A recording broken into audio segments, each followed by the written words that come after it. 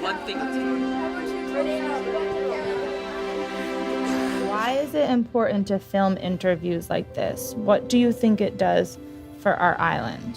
What I think it does for the island is it helps to tell people how people are changing for the island, how the island is changing by itself.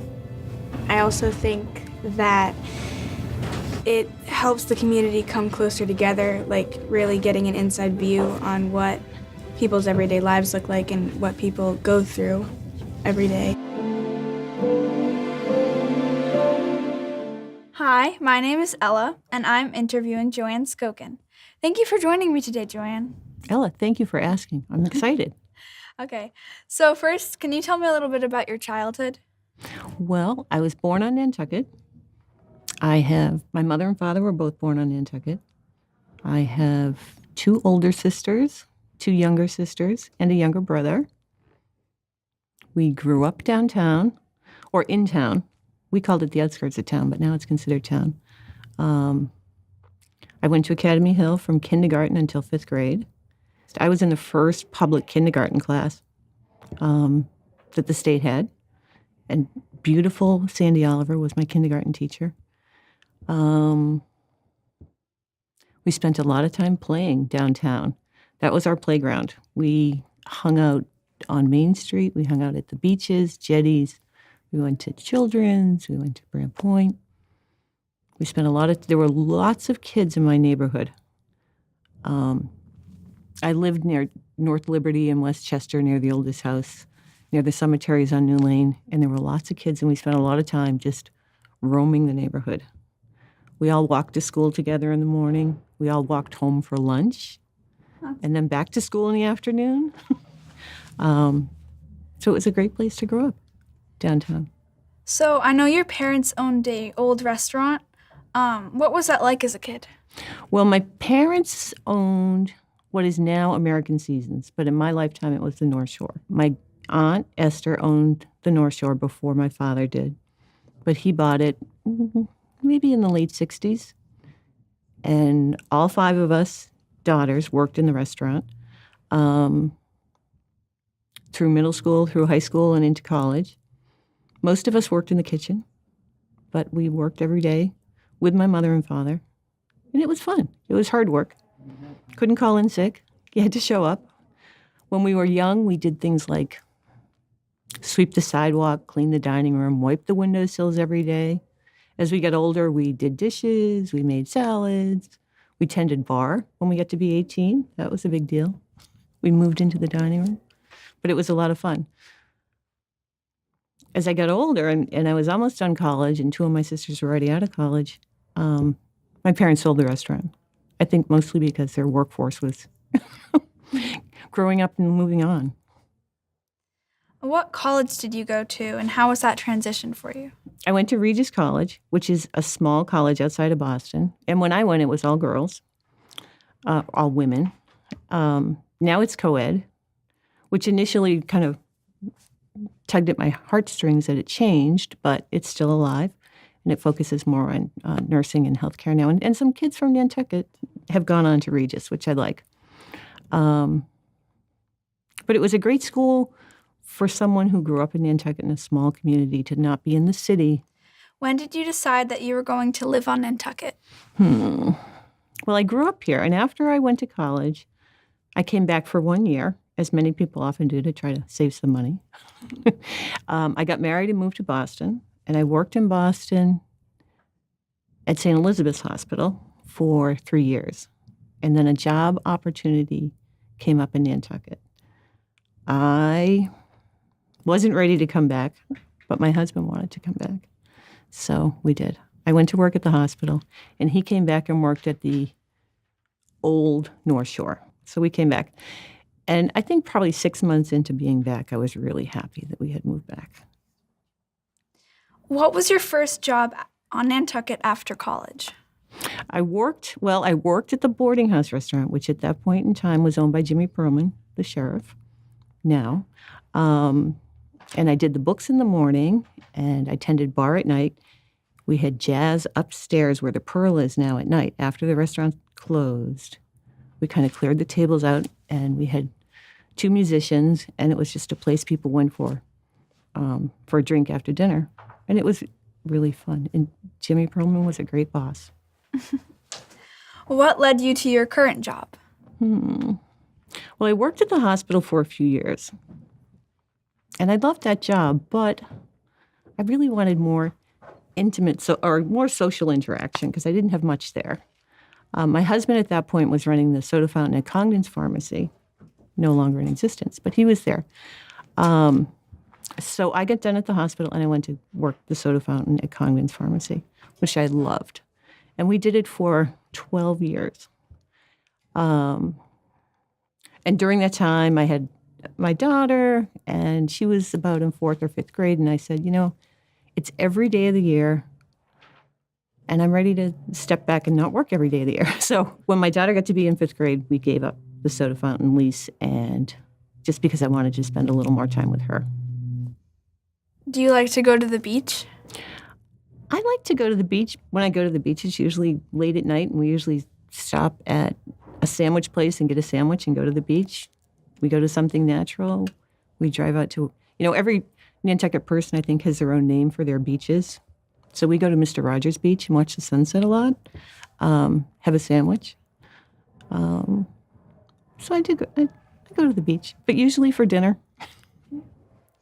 I know you're a trustee at the Coffin School. Can you tell me a little bit about that? Well, the Coffin School, which is the brick building on Winter Street, was founded as a school for the descendants of Admiral Coffin initially. And it taught seafaring trade to young boys. They had a training ship. As time evolved on Nantucket, they didn't need the Coffin School anymore, and actually it stopped functioning as a school for quite some time. It reopened and aided the public schools like in the 40s and the 50s and even up until the early 60s as a trade school for mostly young men who were getting into carpentry, electricians. It taught them the trade. So if you were going to be a tradesman on Nantucket, you usually went to the Coffin School instead of the high school. When the new high school, that building over there, was built, they didn't need the Coffin School anymore. So it became the kindergarten place for a while. And now the trustees of the Coffin School don't run a school. Community Sailing has their offices there, and we rent out another office space. We just got done with a big renovation project. We have a new roof. We have new pillars. The front's been fixed. It's a beautiful building. But what we do is we support children's educational activities on Nantucket.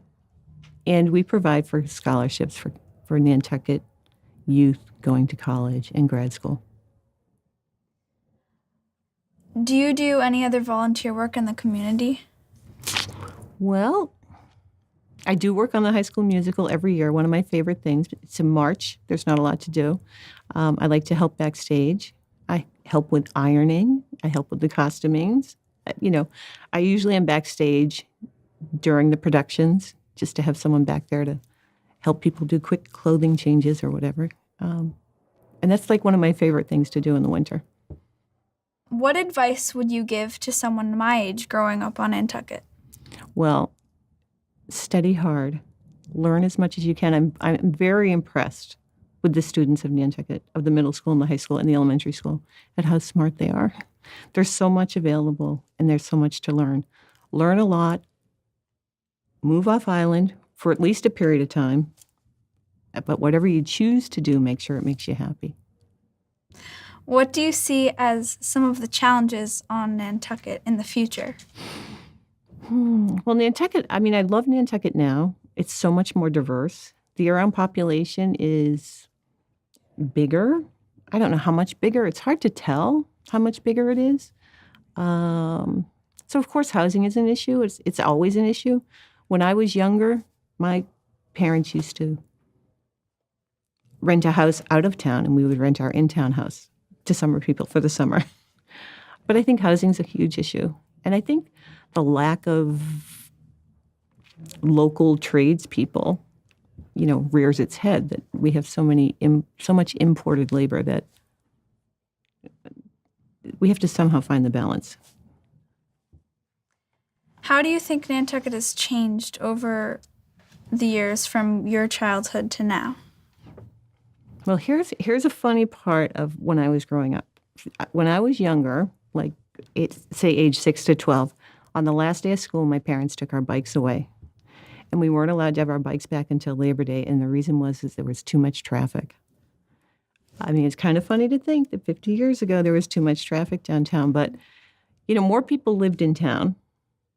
I think if we lived out of town, we probably would have been able to keep our bikes. But that was a big deal. Well, there's certainly more sprawl and less open space. I mean, the Conservation Foundation, they've all done a great job in keeping open space, and there's always somewhere you can go. It's busier, it's fancier. What's your favorite season? I think always the one that's coming up. I love winter when it happens. I love the summer. I love all of the people, as long as it's not a rainy summer. The visitors are always happy. They love coming here. It's beautiful. They love the beaches. They love to be downtown. So I love the summer. But, you're ready for fall when it happens. You're ready for spring when it happens, So no favorite season. Favorite month? Maybe January or February. Who has influenced you the most? Probably my sisters. We've all done different things. We all get together a lot. We spend a lot of time together. But we all do different things, and we all have advice for each other, whether we follow it or not. What is your favorite spot on Nantucket? My global favorite spot would be downtown. It's a beautiful downtown. We probably have the most beautiful Main Street. And I love the library. I love being home. Are there any final thoughts you would like to share that I haven't asked? Well, I love this project. It's been really fun to look at the previous projects and the previous participants talking about their time on Nantucket. And I think that, the seventh graders are stepping up and doing something fun and different and something that will be treasured for years. So I'm grateful for that. Well, thank you for your time today. Ella, thank you. It's been wonderful.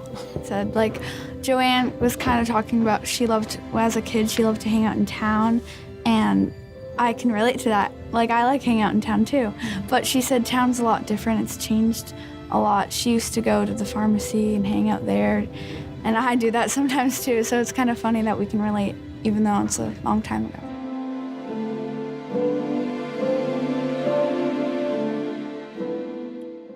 Hi, my name is Sam Iller. And I'm Shay Dwyer.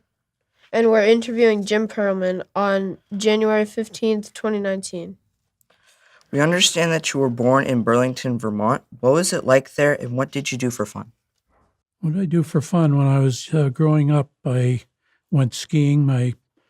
Even before I had a driver's license, I was part of a group, and we'd take a bus, usually to Stowe, and go skiing. So that was the most recreational fun I had when I was growing up. What was your childhood like? I think I don't remember anything unusual about it. I was born there, grew up there, went through school there, and when I got out of high school, that's when I ended up moving to Nantucket. When did you first come to Nantucket? I believe it was in 1952 with my family. I was just 2 years old. And from then I started spending time almost every summer. When did you first realize you wanted to move to Nantucket? I was a summer kid. I worked at the jetties when I was here in the summer in my high school, junior high and high school years. And one summer at the end, I decided I'd stay on a little longer. That was in 1970, and I'm still here.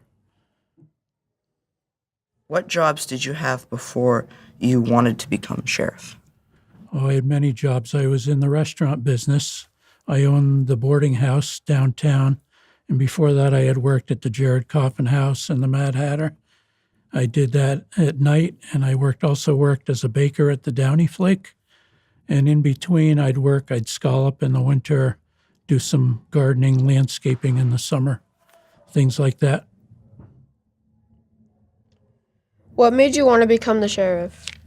Well, one of my part-time jobs before I was sheriff I was a court officer, and I was sort of following the politics of the life in the courthouse, and the sheriff is very involved in the court system here.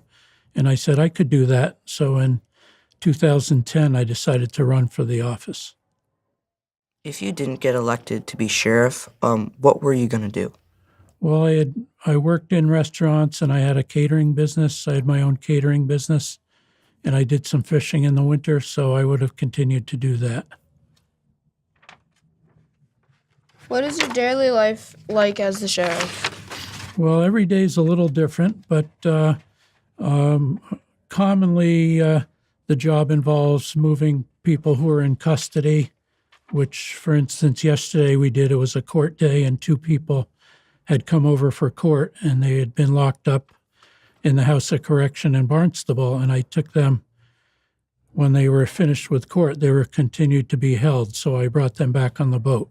That's one of the things I do. Other things it's called civil process, and that's, I get hired by law firms, banks, and individual people to do a combination of things. One would be to collect money, one would be to negotiate disputes with landlords and tenants, things like that.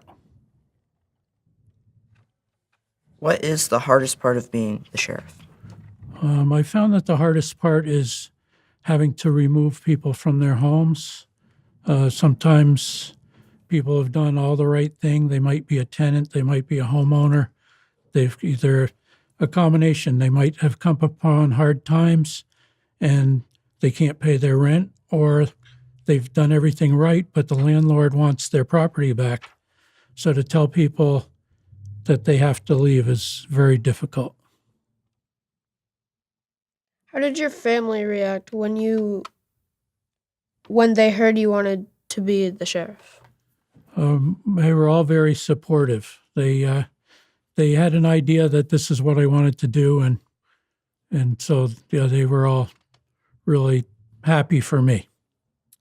When you take a prisoner off island, how does that make you feel? Well, it's interesting because most of the people I take off island I know, because they're from Nantucket. Not all, but many. And I end up talking to the prisoners when I have them, so make them comfortable in their surroundings. Some of them have been on and off many times and are regulars, but some, if it's their first time and they're nervous, I want to make them as comfortable as I can so they don't do something that might be a rash or might make be a mistake on their part. So I kind of prepare them for where they're going. I tell them that's if you're respectful and say yes or no, sir, to the guards once they get to jail, that it'll make it much easier on themselves. The first few times, it didn't seem odd to me to be taking people, although it's odd for some of the other people we used to fly, and then when one of the airlines went out of business, we started taking the boat. But we're on the same plane or boat as you might be going on vacation or going off for the weekend. So people see me, they know me, they might not spot the person who's in custody. They'll want to come up and talk to me, and then they'll see somebody all chained up, and it makes them uncomfortable. But I just want the person in custody to be as comfortable as they can, so they're not surprised at where they're going, and they're not uncomfortable in their surroundings, riding with other people, some of whom they may know. What is the best thing that's ever happened to you in your life? The best thing is probably moving to Nantucket and being a part of this community. What do you do to give back to Nantucket? I'm in, let's see, what do I do? Well, I think we discussed this earlier. I had a fundraiser a couple of months ago to shave my mustache for the Fair Winds organization. So that was an easy thing for me to do to give back. I'm also a member of the Rotary Club, and they do a lot of community service projects, and I'm involved with that as well. While you were working at the Jared Coffin House, were you the chef? I wasn't the chef, but I was one of the line cooks. I got into cooking when I was in high school. When I told you my first job was at the Jetties Beach, I worked in the kitchen there. And I started when I was 14. But then all the jobs that followed that, I always ended up working with food, working in the kitchen. So one job led to the next. I started baking at the Jared Coffin House after I had started spending summers here when I decided to stay year-round. And then that worked into a cooking job. And then in between, I'd always work a couple of jobs. So while I was cooking at the Jared and then on to the Mad Hatter after that, I was also baking at the Downy Flake. And then at one point, my wife and I decided we're working too hard for somebody else. Let's try and do this for ourselves. So we ended up in 1978, my wife and I bought the boarding house. And then I continued to be the chef. We were there for 8 years. Somebody made me an offer I couldn't refuse, so I sold that business. And then I worked in a couple of restaurants after that again. And then I went on to open a catering business, which I ran until about 4 or 5 years ago. I guess I could continue. I was in the National Guard in my career being a cook, and they had a mail order sort of cooking class. So I took that, and that's not that I learned how to cook that way. I already knew how to cook, but that taught me a lot about volume cooking. The food was good. What should we do as 7th graders to help out in the community and what to do to be safe? Well, I think by the time you're in 7th grade, you've probably had some experience with things that might be distractions, alcohol and drugs. I think you're probably aware that the stuff is out there. And you gotta think of, it might be an interesting thing to do at the moment, but you have to think down the road of the consequences of some of those things. I'm guessing that's been introduced both at home and in school for you guys to be made aware of things you should and shouldn't do. Is there anything else you want to tell us that we haven't asked? Well, I'm out there in the community. I talk to people. It's part of my favorite thing about being on Nantucket and it being a small town. I think that's probably not uncommon for a small town, but I just love being out in the public eye and talking to people and listening to their concerns, helping them if I can. 7th grade, you probably are starting to think about, you've got college coming up in 4 or 5 years.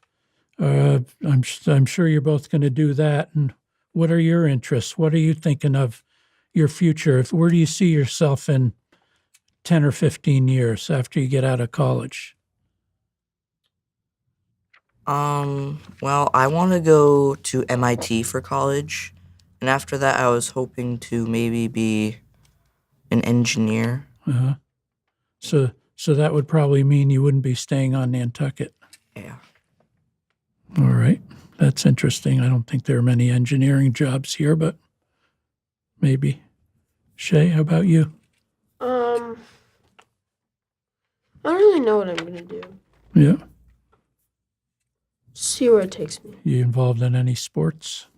Yeah. What do you play? I play baseball and basketball. Yeah. Great. How about you, Sam? I play soccer. Uh-huh. Great.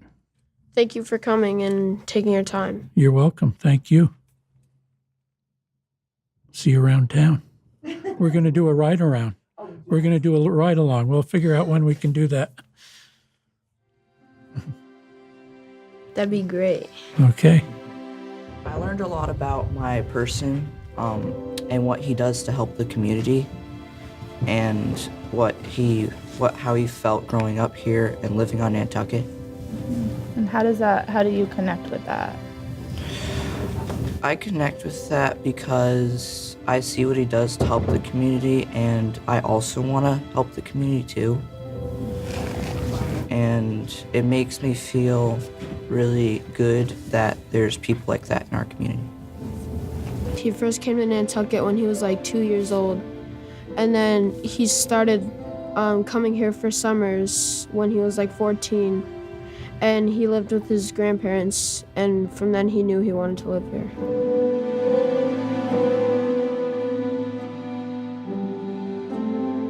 Hi, my name is Grant Johnson. Hi, my name is Eden Vasquez. We are interviewing Barry Thurston. The date is January 10th, 2019. Thank you for joining us. Where were you born? I was born here on the island. As a child, what was it like growing up on Nantucket? It was, truthfully, it'd be a lot different than now. Number one, the island probably had about 3,000 people on it at the time. My graduating class in high school had 20 kids in total. I came to the high school here, and it was brand new at the time. Not this big building that you see today, but I guess what is now the junior high school. So I came here in 1956 and graduated in June of 1959. As I said, with 20 kids. We had 15 boys and 5 girls. A real small class. Now we have like 100 something in just 7th grade. You what? Now we have like 100 something. Yeah, I know it. It's amazing. Like you mentioned, like when you guys would come to school, it'd be open field, and you guys would bring your guns and shoot ducks and pheasants. Right. That should probably fall under the difference again between when I grew up on the island and now. When I grew up here, as I said, there were no houses over here on the right-hand side. The hospital wasn't there. My class was the first class to go all 4 years in this building here. They had just built it when I became a freshman. So, but I live off Quaker Road, and we used to actually hunt our way to school. We'd hunt down through Dead Horse Valley, and these fields over here were nothing but fields without any homes in it. And then I guess what freaks most people out is that when we got to school, the principal at the time, Mrs. Walker, had a room set aside for our guns. So we would walk into school carrying guns. Nobody thought about anything about it in those days, but we couldn't take them to class. We had to give them Mrs. Walker. She would put them in this room and probably lock the room during the day. And then at night when we left, we'd go get our gun and hunt our way home. Quite a change. Get arrested. I'd get arrested today. You're right. You're right. Yeah. Where have you lived throughout your life? Okay, when I left Nantucket, I lived in Boston for a number of years, went to college and then worked there. And then I moved to New Jersey, Hartford, Connecticut, Baltimore, Maryland. Then I came back here. What did you study in college? I studied business. Where did you go in college? I went to Boston University. What was one of your happiest memories of your life? The happiest memory of my life. Wow. Probably, I'm going to have to be very politically correct here. It was either my wedding date or the birth of my daughter. One of the two. I should be free to get home tonight now. I said the right thing. What were your parents' jobs as a kid? Well, my father had a company down on the wharf. Now, the wharf in those days didn't look anything like it does today. There was no marina. It was the company had lumber yards and, believe it or not, coal sheds and a hardware store and gas stations. So it was really a working waterfront versus the marina that you see today. And my mother, like a lot of women in those days, didn't work. She stayed at home with the kids. Was money hard to find? Money? Yes, it was. It was nothing like it is today. Even in the summertime, it was still pretty quiet. And most people made most of their income in the summertime, but winter was pretty lean, probably. What job do you do now? Basically, I'm retired now. I sold my business. What I do in the summertime, I work for the trustees of reservations and give the natural history tours out at Great Point from May until October. Have you built up your business?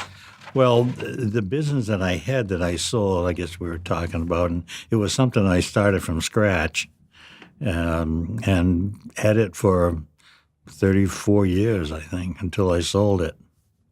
Could you tell us more about your business? I will.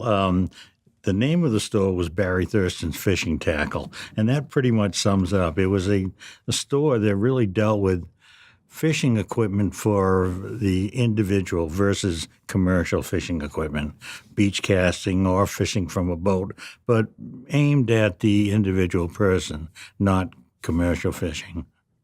So I had that store, as I said, for I think 34 years. Met a lot of great people. Really enjoyed the 34 years of it. We had a good mixture of both local people and summer people. I believe my grandfather went to your tackle shop a bit. Ken Huggins. Yeah.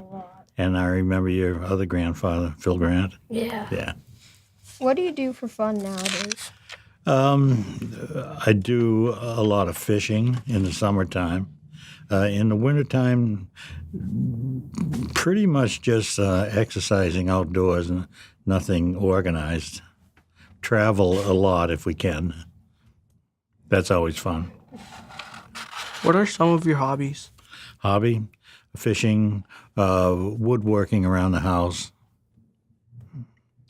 How long have you been married? 43 years. If you have any children, how many do you have? I have one daughter. What is your favorite restaurant and why? The favorite restaurant? I guess probably it would be Fosaro's. First of all, I like the food, and to me it's a local couple that own it, and they stay open year round. That's important, I think. If you could start over, what would your dream job be? Good question. It would probably be in the engineering field, probably somewhere in maybe in automotive engineering. What is your best childhood memory? I think probably just there was so much open space on the island at the time that there were always baseball games going on or neighborhood games, and it was because there was so much open space. So at any time, especially in the summertime, all you really had to do was go downtown and you could always find kids that wanted to play baseball or go to the beach. So I think my childhood memories are my best. How has Nantucket changed from when you were a child to now? Okay, first of all, the population is probably 4 to 5 times what it was when I was growing up here. Secondly, pretty much everybody lived in town. A few people live in Sconset, but all the houses that you see around the school here, including the school, they weren't here. This was all open field. So just about everybody lived in town in those days. What is your favorite time of the year? The fall. The weather's still good. It's quieted down quite a bit. The water's still good for swimming and the fishing's good. So the fall, probably. Well, thank you for letting us interview you. It's my pleasure. It's been a lot of fun. Thank you. Glad to meet both of you. You too. He owned a tackle shop in town for almost 35 years, and then sold it because he found it kind of getting a boring job, and then now he does tours out at Great Point.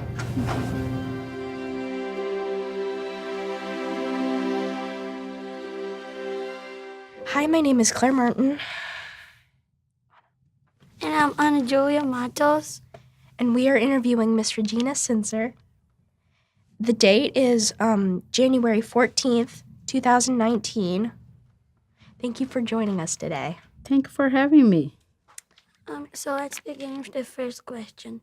So you were born in Brazil. How was it like there? Brazil, it's my country, you know. Everything's good. When I step there, I feel like I'm home. I don't have to think twice. Two languages, you know. I just can speak on my own language. It's wonderful because I was growing up in a farm, basically in the jungle. I never forget that river and the woods, and that was our playground, you know. I was always happy, you know. I was very poor, and my mother was working all the time, and she works for my uncle in his farm, and she was to be the person who cooks for everybody. So she was really busy. So we had freedom, you know. I always tell my mother that we were raised by God's grace because mommy did not have time for us, and she was always working. So we had our jobs too, you know. My job was to fetch water in the river and bring it home and, you know, clean the dishes in the river. We used to go across the river, swim across the river, and, you know, and have fun out there. We never went hungry, you know. Was always banana trees everywhere. That's why I still love banana. When you first came to Nantucket, what was hard to deal with? I felt very lonely because I had no friends and I did not speak English very well. So I had to depend on people to help me all the time. That's why I decided to really learn the language so I could, you know, not asking people to help me anymore. So I remember I still have this little dictionary in Portuguese English that I used to carry everywhere with me. That was my guide. I even went to, one time my car broke down and I went to the mechanic and I pointed to him. This is broken. So he was able to fix my car for me. Sorry. I get emotional way because it's wonderful to be here too, you know. And I started going to the library here, the Anthony Library, and they had free classes over there too. And so that was wonderful. That I still go in there sometimes, you know, because I still like I need to learn more. But I came here, I started working this school in 2000. I worked here for 2 years cleaning the school. And Jean Allen was the English teacher back then. She used to do free classes. So she was my favorite person, you know, because she's very patient and I still love her. Wherever I go, she knows my name. We talk, we go to the bank, I see her, stop shop, and she's wonderful. And she used to teach English and I used to come and all the middle school teachers, they stay after school when you guys go home. And I came to clean their rooms and they will talk with me and teach me, you know. So I have like tons of people who really help me, you know, through these years. What do you do to help the community? You know, right now, I'm involved in the Immigration Resources Center and I try to help the immigrants, you know, what I can. And I love to, sometimes I help the elementary school, which translation to the parents too. But I like to put meals together for people because I love to cook, you know. I learned through the years to cook because I did not like that before.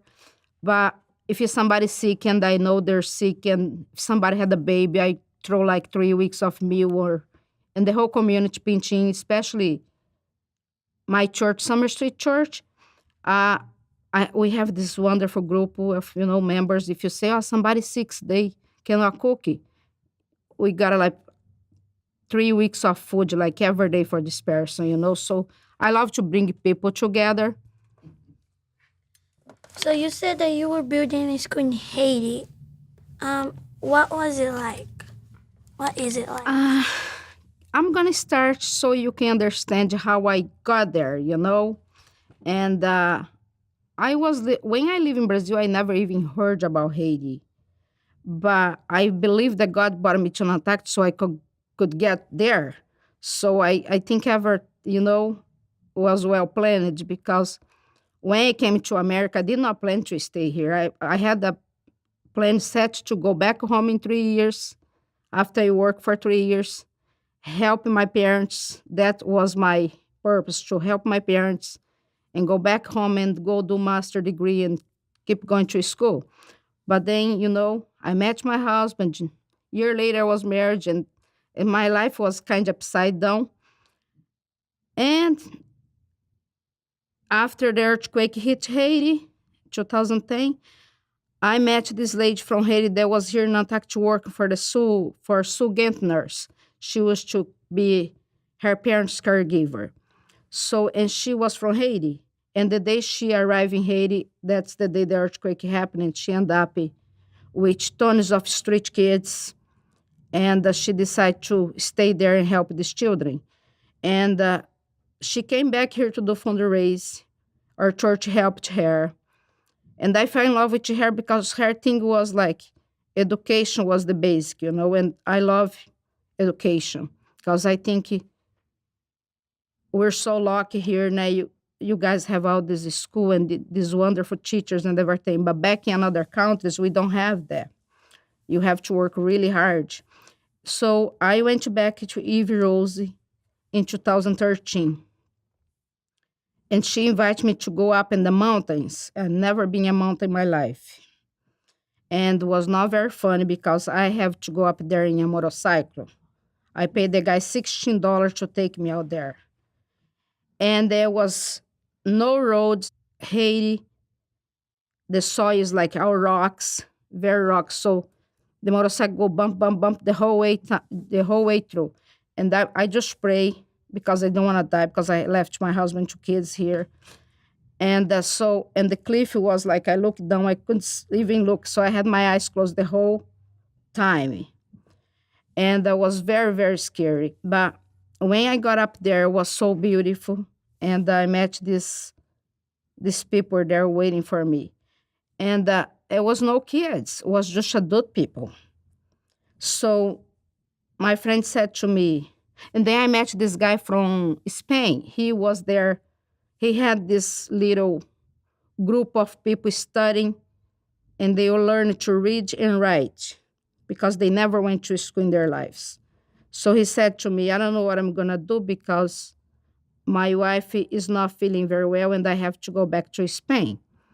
And I don't know, I don't want this to be finished, but I don't know what to do. And then I said to him, you know what? I can pay $100 for a teacher every month, and he keep teaching these people. And so I took it over for $100. I don't know what I was thinking, But $100 was easy for me. I just come to Nantucket, work and pay for that teacher every month. But then people start coming, more and more. And he had 15 people. And now I have 175 students, and I have to pay 5 teachers. So every month I send $500 to pay these 5 teachers. They spread through the mountains and teach these people. And so 2 years ago, I went back there, and I was able to graduate 15 of them. And they were writing and they were reading. And one of my students is 73 years old.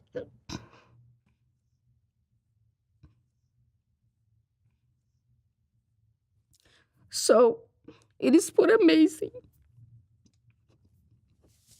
It's very important for them because this one lady told me, it's like you give their dignity back. If somebody says, sign here for me, they don't have to put their finger there. They can just, do their name. And that was the most amazing thing when she told me that. So last year, I was able to buy a huge piece of land for $2,000. And I put in my friend Zivi Rose's organization's name. so nobody would take later, you know? So you said that your kids were born in Nantucket. What was it like raising your kids in Nantucket? You know, this I tell everybody, and some people does not like a small town. And I am a small town girl, so you know, I love Nantucket. The day I stepped my foot out of that boat. And it was hard when I came first, but raising kids here is great, you know. My two boys, Gabriel is in 8th grade, Ben is in 6th grade. They're both are Boy Scouts. My husband is the scout leader. And we do a lot of camping, a lot of fun, a lot of hiking, biking, you know. It's just a fun place to be. You can have freedom, you know. You can do whatever you want. You leave your house open. People can come anytime. I think this is a good place to be. We're very, very blessed to be here.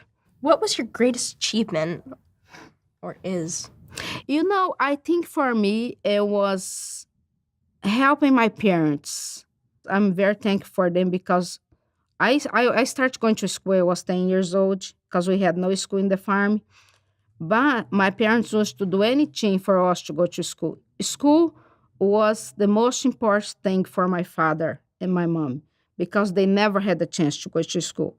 They went to school 1st and 2nd grade, and they learned to read and write basic on their own too, you know, and they educate themselves. So education was the point for us, and it was important for my dad to see us all graduating to college. My whole family,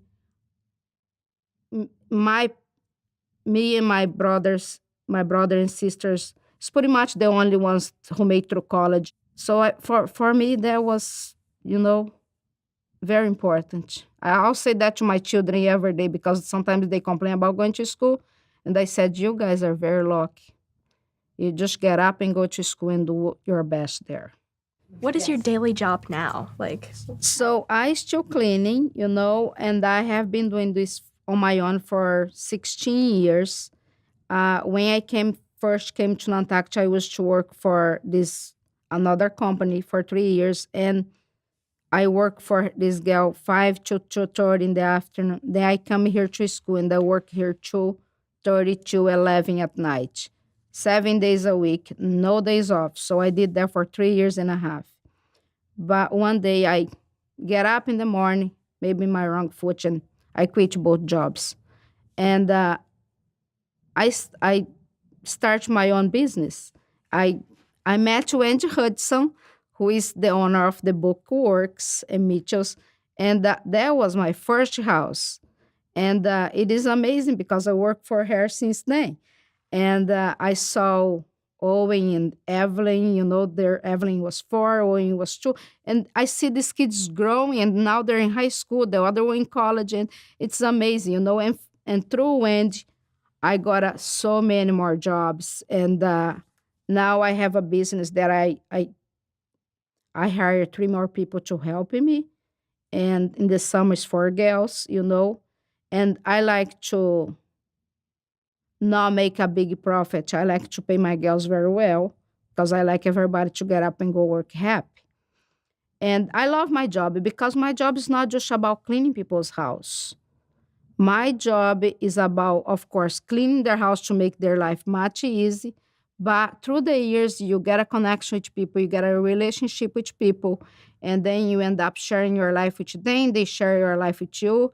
It's just like that's the thing that I love about cleaning. I have clients that we cry together, we laugh together, you know, and it's sharing life with each other. So I'm not just working for them clean. I'm just part of their lives, and they are part of my life. I love my job. that's all I have.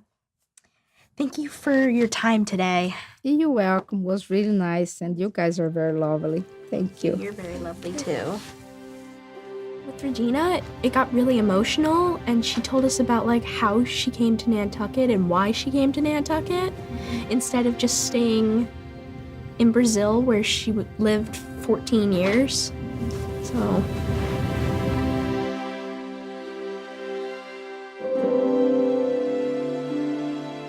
Hi, my name is Anya Friedman. And I am Erin Bradley. We are interviewing Roberta Santos. Thank you for joining us today. Thank you for having me. Growing up in Seekonk, what was it like? Seekonk is a small town, and it's kind of in the country. So I had a great childhood. We had lots of animals. We had a little mini farm.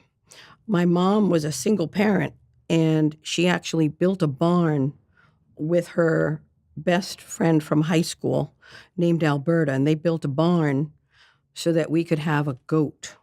So I had chickens and ducks and a gander who was really mean. His name was Honker. My mom liked him a lot, though, because he was like our watchdog. Whenever anybody pulled down our driveway, he would honk and go up to the fence and make a lot of noise, and my mom really liked that. Did you always know you wanted to be a radiologist? Well, actually, I'm an X-ray technologist, and I didn't always know that I wanted to do that, but I really loved school, and I loved to learn. And one of the most fascinating things that I thought that I learned about was the human body, the anatomy and the physiology of the human body. And so I thought I wanted to do something in the medical profession, but didn't know exactly what. And I went to the guidance office, and my guidance counselor helped me look at all the different careers there were out in the health profession. And we came up with X-ray technology. So I went to school for that, and I'm very glad that I did because I've been working in that field for a really long time. Where did you go to college? I went to a community college in Lincoln, Rhode Island, and it's called Rhode Island Community College. And the X-ray technology program is a 2-year program, but it's different than if you go to school at other colleges because you don't get any breaks. You go to school for 24 months straight. And I graduated from high school June 4th, and then I started college on June 21st. So I didn't even get a summer break. We had classroom time and we had clinical time. So you were either in a classroom learning or you were at the hospital working in the radiology department and learning how to take care of people. So it was 24 months of a lot of work. Why and when did you decide to move to Nantucket? Well, that's a funny story because when I went to school, I trained at Memorial Hospital in Pawtucket, Rhode Island, and I had a best friend that I met in college named Chris, and she was moving to Nantucket to take a job at Nantucket Cottage Hospital as an X-ray technologist. So she said to me, you know, I don't want to talk you into anything, but they do have a second opening if you want to check it out. And I said, you know, I love where I work. I love my job. I'm not really looking for a job, but I had never been to Nantucket. So I said, gee, you know, I could go over for an interview and I can like pretend like I'm interested in the job, but I just don't have to take it. That was my plan. That's not the way it worked out, though. When I came to Nantucket, it was for my interview, it was April of 1981, and it was very quiet in the off season back then. I flew from New Bedford. The administrator of the hospital was busy in a meeting, so his secretary brought us downtown, and we walked around downtown for a little while, and we went to the Atlantic Cafe, and we had lunch there, and then she picked us up to take us to the hospital so that I could have my interview, and I had already fallen in love with the island, and I said to Chris, my friend, I really want that job. I want to work at that hospital because I really want to live here. Do you have any relatives on the island? When I first moved here, I didn't know anybody except Chris that I moved here with. But when I moved here, I started to meet people, and I happened to meet my husband, Tom Santos. His grandmother and grandfather lived here, and his parents lived here, and he has probably 30 cousins that all grew up here on Nantucket. So I married Tom, who I fell in love with, but I fell in love with his entire family. So all of a sudden, I was somebody who didn't know anybody on Nantucket, and I got to know a great family and lots of other families, and then lots of other people, and I've made some really good friends here too. What do you think is the best thing about Nantucket? Well, I think Nantucket is one of the most beautiful places I've ever seen in my life. And I think the beaches are gorgeous, and there's so many beautiful places in nature. I love to walk my dog on the beach in the state forest. I like to go to the beach and go treasure hunting and look for heart-shaped rocks and shells, and you can find some really pretty things on the beach. What's your favorite place on Nantucket and why? Ooh, my favorite place. I have a lot of favorite places, but one of my favorite places on Nantucket is 40th Pole, which is on the North Shore. And I started going there with my husband when we were young and single, and we continued to go there when our children were babies.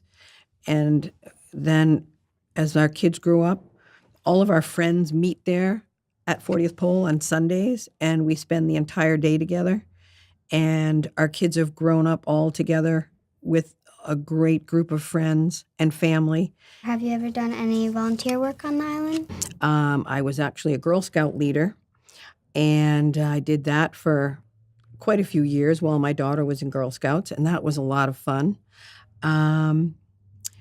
Then, when my kids got a little older and they were in high school, I used to volunteer for the Boosters Club and work in the shack at the football field. So I really enjoyed that because it was great being a whaler mom. I was very, very proud of my whalers. And on Friday nights before the football games, they used to do spaghetti dinners at the Downy Flake. My husband and I both volunteered, and we'd feed the team spaghetti and meatballs and garlic bread and salad. And we usually made brownies for dessert. And the whole team would come together, and they would all eat a nice meal and share stories and get ready for the game the next day. What is your favorite thing about working at the hospital? I think working at the hospital is really rewarding and satisfying for me because I am taking care of all the people in my community, from babies to children to adults to elderly people. So I feel like I'm keeping the community safe and healthy by taking care of them at the hospital. And I also take care of visitors, and they come here to enjoy the island and go biking and swimming. And so I feel like just taking care of people is the best part.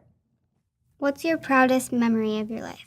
I feel really fortunate to have met my husband here and gotten married. And I have 2 children. And I would have to say I am really proud of my children, who are now adults, but I'm really proud of who they have grown up to be. They both are living on Nantucket now, and they're both an integral part of the community, and they both love it here. So I would have to say I'm proud of who my kids have grown up to be. Moving into the new hospital, what are your feelings about it? I am really excited about moving into the new hospital. I've been there for 37 years working. When I first came to the hospital here, it was very small, and the radiology department just had 2 x-ray rooms. The hospital has grown quite a bit, and especially the radiology department. Now we have x-ray and we have CAT scan, mammography, ultrasound, bone density. We have MRI. We have all these different types of radiology services. And we've been in this building since 1956, and we've kind of outgrown our space. So moving into the new building is really exciting because it's large and spacious and very organized. And we're getting a lot of new equipment, which means we're improving our technology. So we'll be able to do more exams faster, a better service to everybody that walks into the building, because we have a lot of great technology going into the building. And I'm very excited to be a part of it. I've never been part of a brand new hospital before, so I can't wait to move in. Thank you for your time today. Thank you very much. It was great meeting you too. And thank you for having me. Like, she said that she never knew like what she wanted to be when she was older. So she went to the guidance counselor and like she wanted to help people. So they're like a radiologist because she was always interested in like the human body. And then that's like what got her on her career. But like she never knew. Yeah. That she didn't know that she wanted to live on Nantucket until she came right on Nantucket and she was in a plane. And she knew she wanted to live there because of how beautiful it looked to her.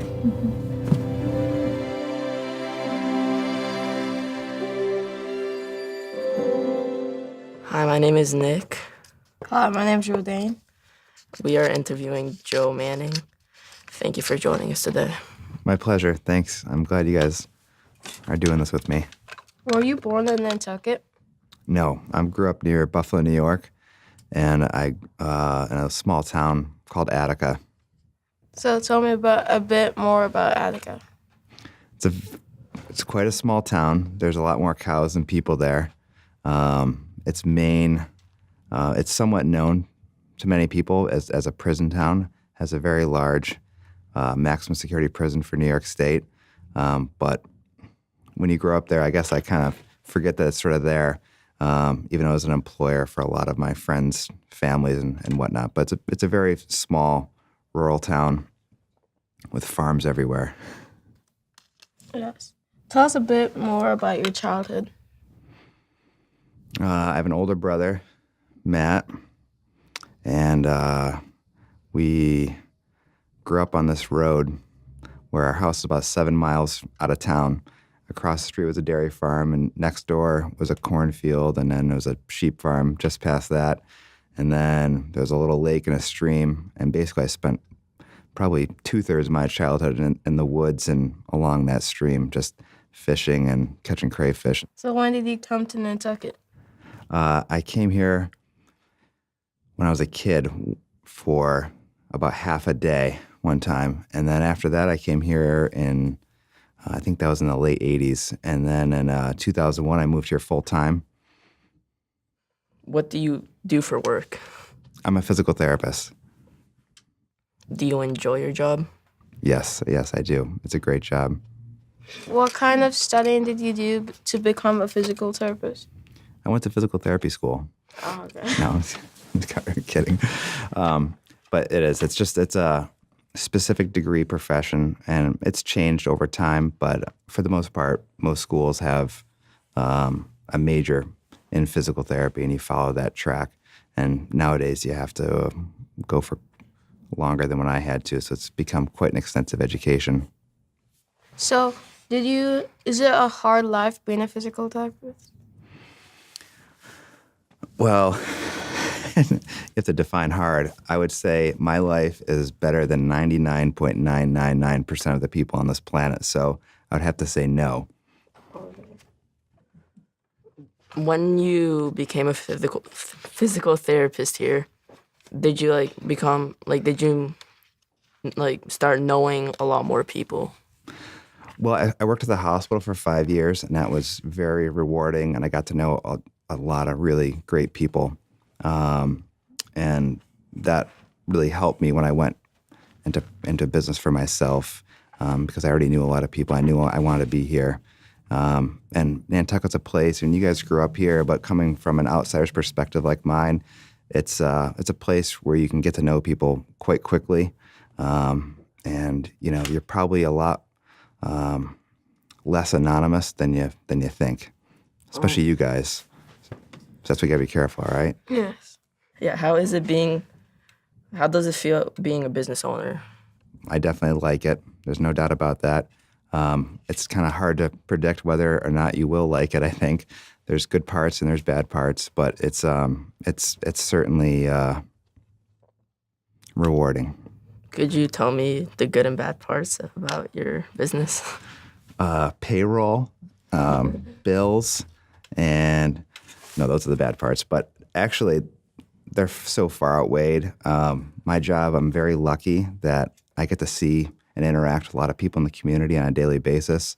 And my coworkers are awesome people, and they're just nice to be around as well. So I feel very lucky I get to interact with the community on a regular basis. And something when I was a kid, I never would have thought that would be important to me. But as an adult, you realize how rewarding that is. What is your favorite thing on Nantucket? What is your favorite thing to do during vacation on Nantucket? Oh, there's a lot of things. I've got 2 young boys, so spending time with them and my wife, I really like. So days at the beach are always good, or going to Alta Rock, or going for a hike somewhere. I really enjoy. What's your son's names? I have a 7-year-old son named Will and a 5-year-old son named Hank. Oh, okay. You say you have a wife, so what's her name? Her name is Molly. Do you volunteer with anything in Nantucket? Currently, I'm involved with the Nantucket Boys and Girls Club and with Sherburne Commons. What's your favorite thing and why? My favorite thing is probably extra crispy chicken wings because they taste really good. Okay. But also they come from Buffalo. I think I grew up with that as a staple. Okay. Are you where you envision yourself to be? I don't really know. That's a good question, and I'm very happy where I am. There's for sure, but I'm not sure if I ever thought I'd end up where I was. I guess in 7th grade, I told one of my friends after I came here on a quick day trip one time that I was going to live here someday. So I guess that came true. I don't remember that conversation, but they reminded me of that later on in life. So maybe I am where I envision myself to be, but I don't totally remember it. When you were younger, what was your dream job? I think when I was younger, I had a hard time thinking further than 10 days in advance. So I don't even know if I really even ever thought about a dream job, to be honest with you. Who made you become who you are now? Can I choose one person, or does it have to be 790,000 people? That is I think, there's the obvious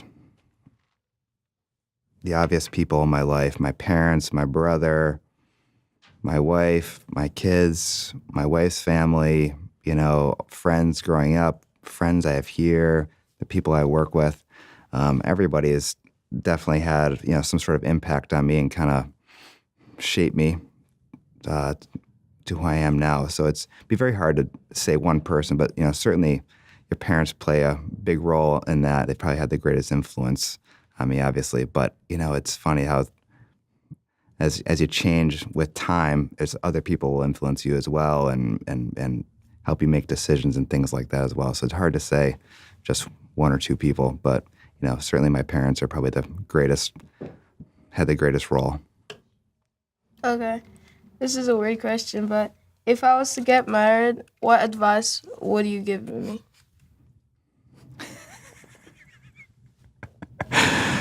Did you come up with that question yourself? No. Okay. That's what I thought. No, I was kidding. Okay. It's better than you think, okay? And I think being patient is extremely important. And I think you have to be an open communicator. And I think that's hard for a lot of people, but it makes a big difference for sure. What was your favorite football team when you were younger or now? So it hasn't changed, and it's never going to change, okay? It's the Buffalo Bills, all right? I really dislike I like Patriots fans, okay? But I really dislike the Patriots almost more than anything.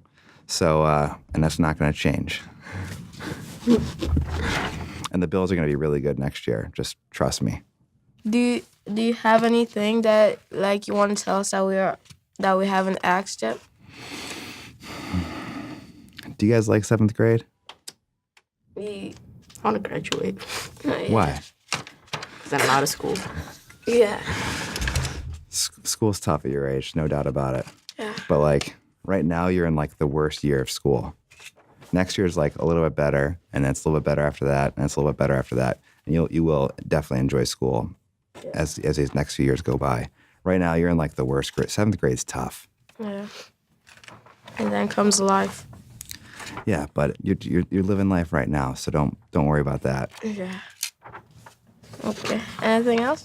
No, I'm cool. Thank you. Hey, you guys are awesome. Thank you for your It's a pleasure to meet you guys and get to know you this past week.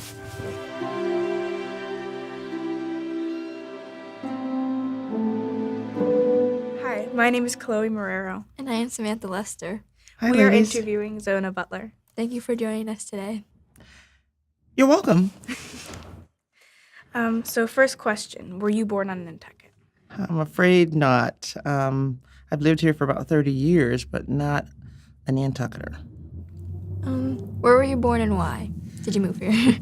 I was born in Louisville, Mississippi. I grew up in a small town, pretty much like Nantucket. Everybody knew everybody. I have 4 brothers and 1 sister. We were very close in age, and we just had a great childhood. My dad was a truck driver. He took us on a lot of vacations, and my mom was a stay-at-home mom most of the time. So I met my husband in college at Mississippi State University, and we were married on June 11th, and we moved here on June 13th, 1988.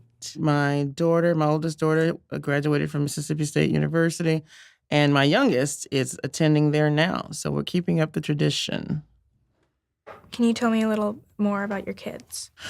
Okay, I have 3 kids. I'm a daughter that's 29, or her name is Whitney. She is currently attending Oxford Brookes in England to get her master's in accounting. My son is 27 years old. His name is Joshua, and Joshua is the one that was in the car accident. It was almost exactly 4 years ago that he was in a very bad car accident out in South Dakota.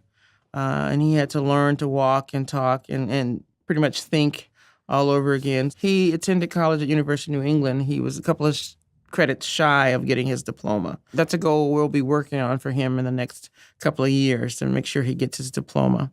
And then my youngest is 20. Her name is Jasmine, and she wants to be a fashion designer. So she is majoring in fashion at Mississippi State University and doing quite well.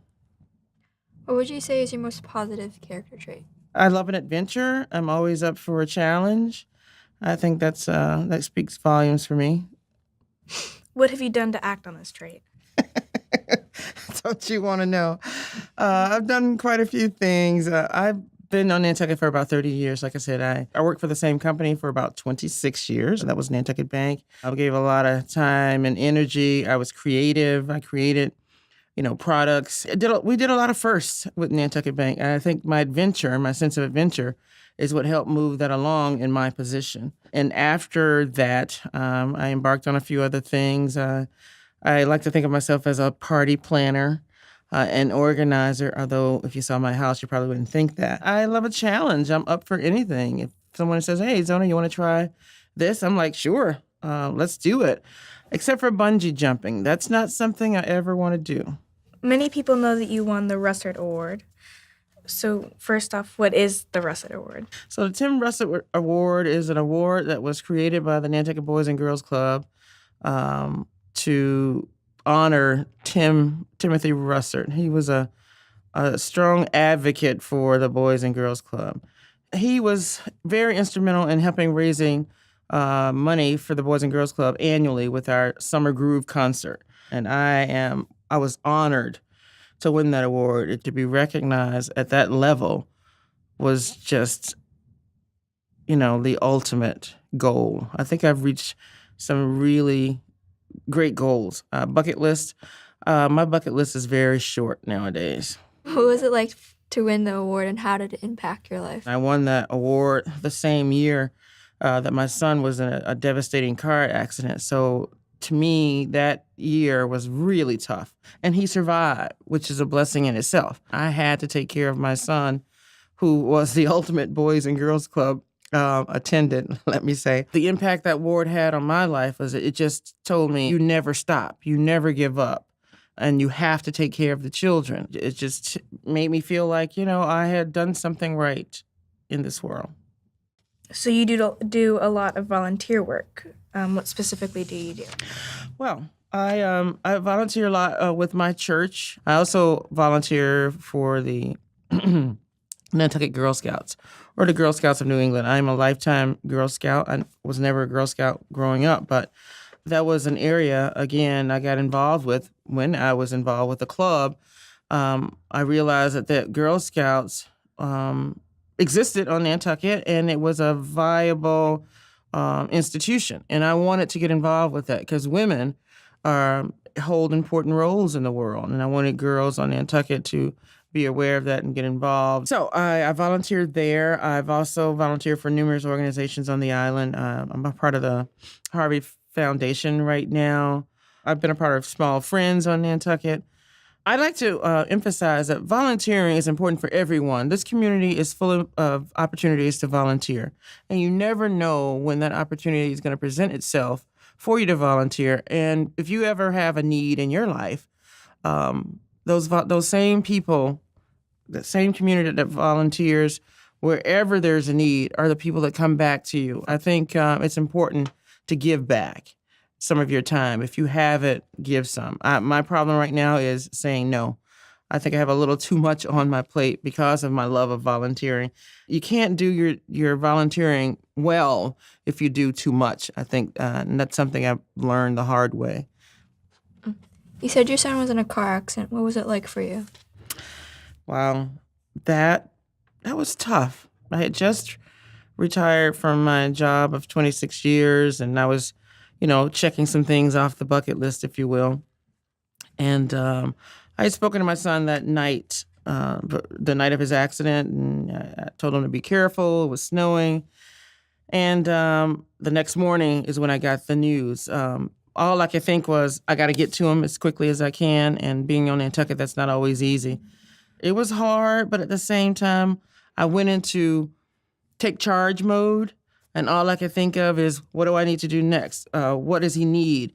Where can he best be serviced? Do I have him in the right place? Gathering all of my resources, anybody I knew in the, medical profession, anybody that had gone through anything similar, I was reaching out and getting all the channels together that I needed for him. I lived with him in the hospital for 3 months, and then we came home, and my whole life became making sure everything was aligned and in the right order for him, that he was getting all the help that he could possibly get to get him back on his feet, working on his own. He has a traumatic brain injury, and that's something you can't control. But other than that, physically, he's come a long way. He wasn't able to walk before, but he had great therapists. He is now walking without assistance.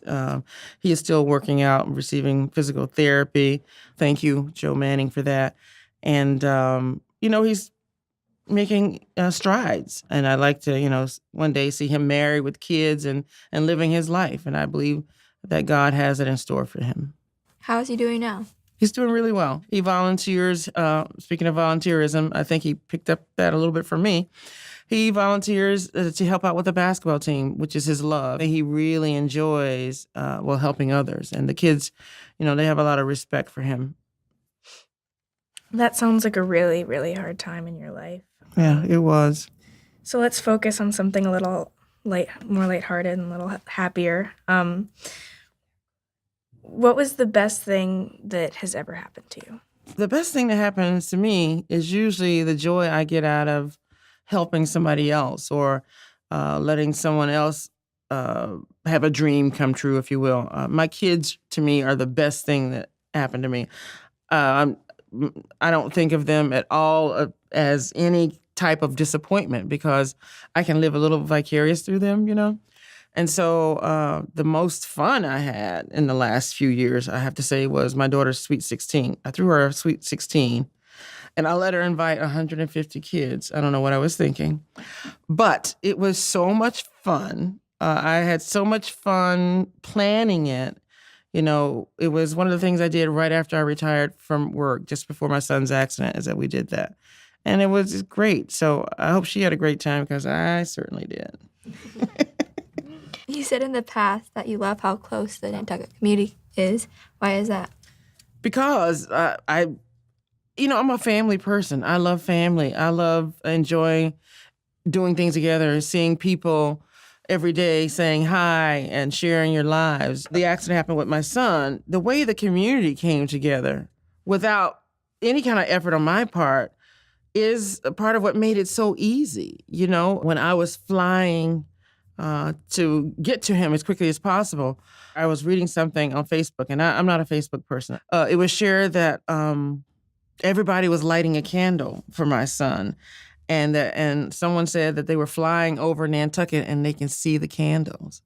And I thought that was an awesome picture, you know, and that gave me strength. So that's what I like, you know, sharing and feeling the sense of family and unbridled love, support when people are in need. And you get that and you see that. We can agree to disagree.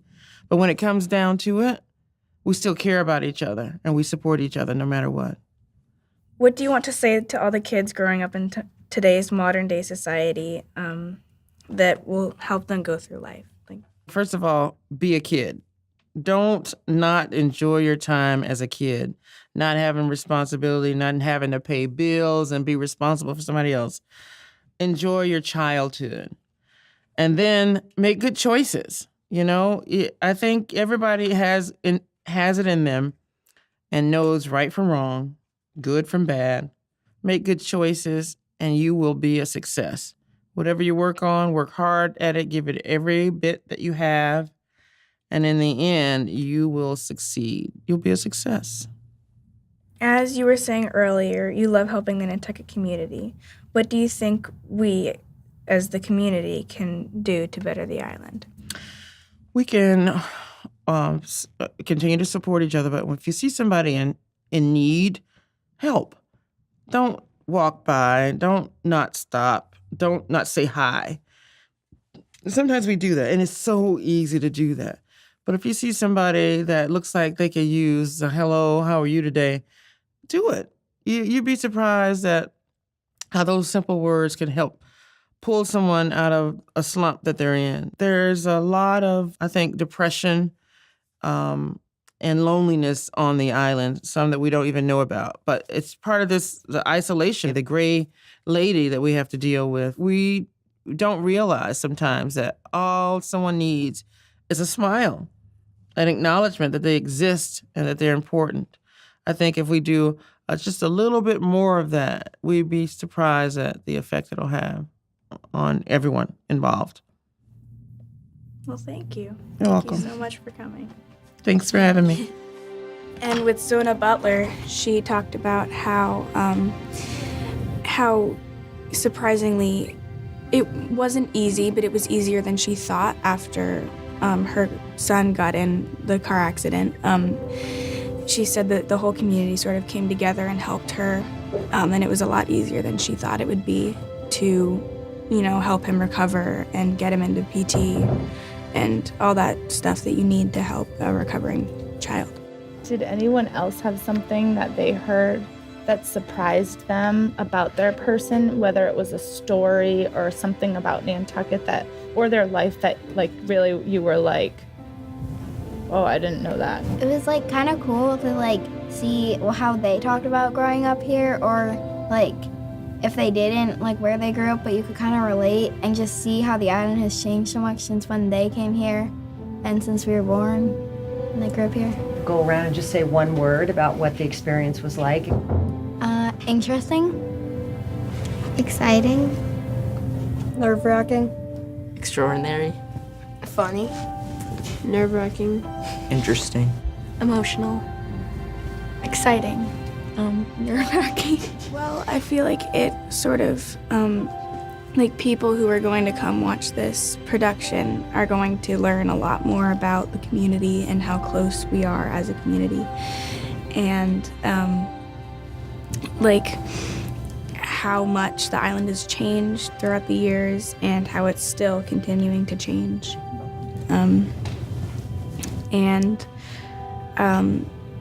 I feel like it just brings us all a little bit closer.